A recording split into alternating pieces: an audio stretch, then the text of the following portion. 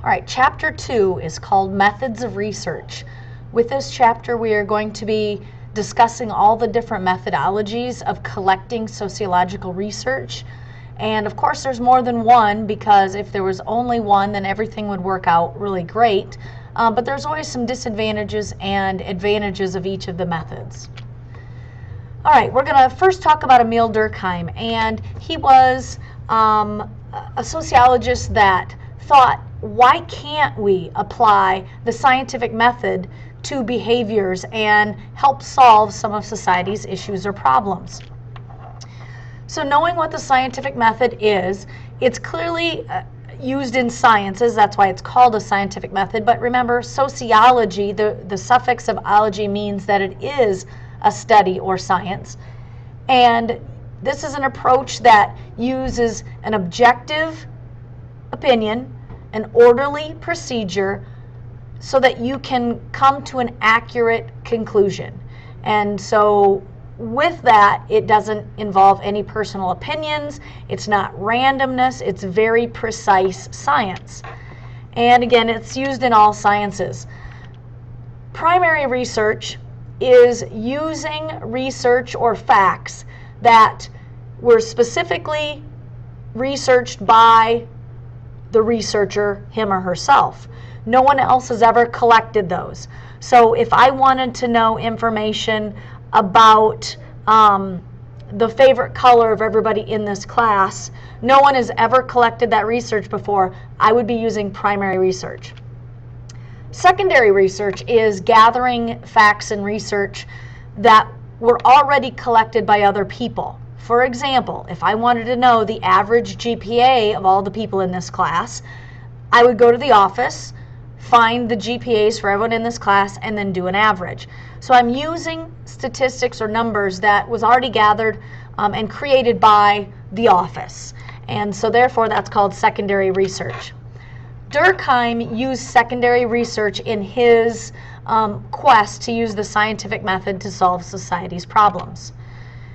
It's important that we use factual data that is observable, measurable, and testable. In other words, it's something that you can see, it's something that we can quantify, and it's something that we can do over and over again. All right, the 5 steps in the scientific method. These you might already know from a previous science class. They might be worded slightly different, but in essence they're the same thing. The first step is to define the problem.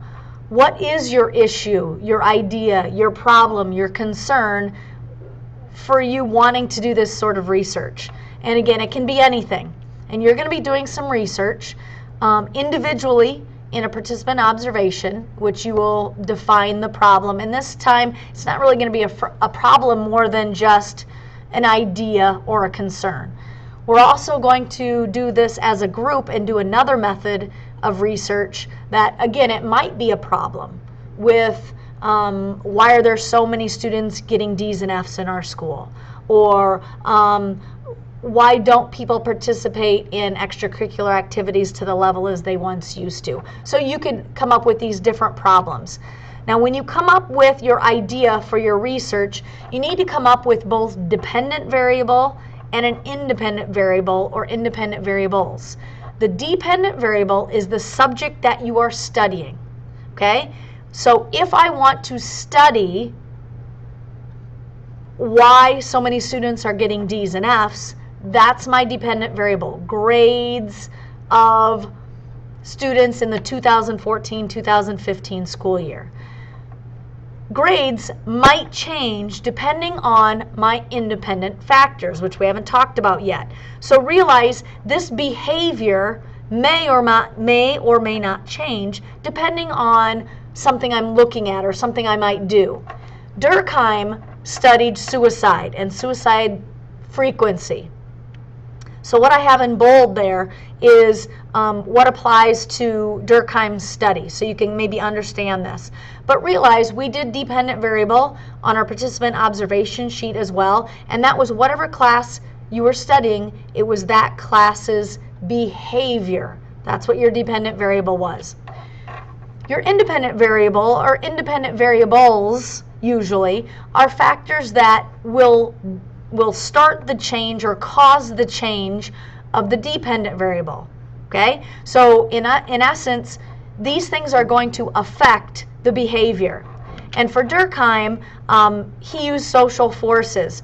What you have to realize is the independent variable will never change. If you're going to look at gender, males or females, applying to grade point average, you're always going to look at if they're a boy or a girl. The behavior is grade point average. The independent variable is gender. And so you're always going to look at gender, and that's never going to change. But what might change is the level of their GPAs. So social forces that Durkheim used were they married or not? Were they religious or not? Were they involved in the military or not? Socioeconomic status, those sorts of things were his social forces that he was looking at to see if they changed the rate of suicide. So once you have this problem or issue or concern that you're going to do with, and you've broke it down into dependent variable and independent variables, now you need to form a hypothesis. A hypothesis is an educated guess. So knowing what you know about that particular behavior, what do you think is going to happen? What do you think your research is going to show you? Now you might be way off base or you might be right on, and that's okay. But you need to go with your gut, go with your experience, go with your previous knowledge. Durkheim's hypothesis was suicide would vary by religion, by marital status, by military or civilian status, and by economic status. And for us today, this kind of seems like a no-brainer. We clearly know that those factors change the rate of suicide.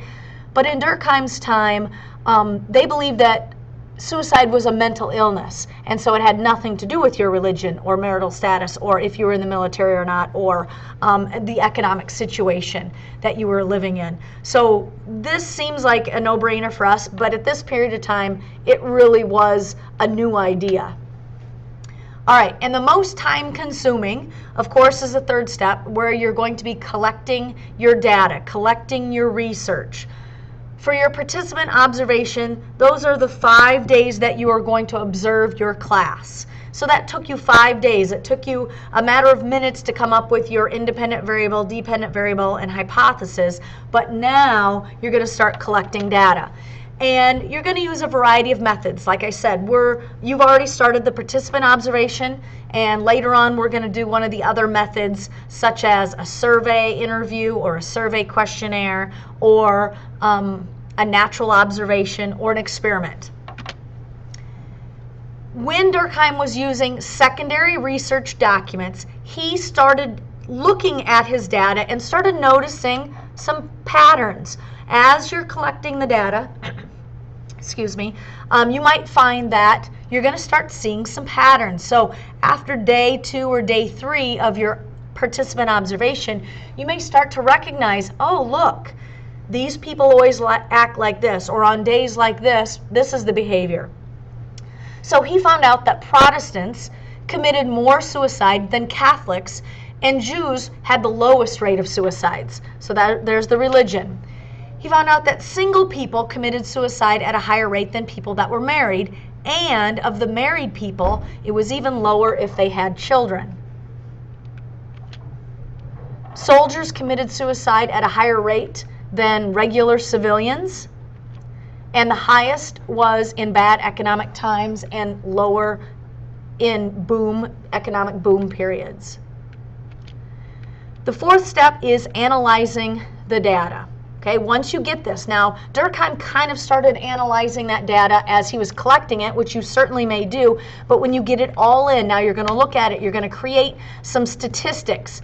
80% of the time this happened, 4 out of 10 times this happened. So you're going to interpret it and explain it.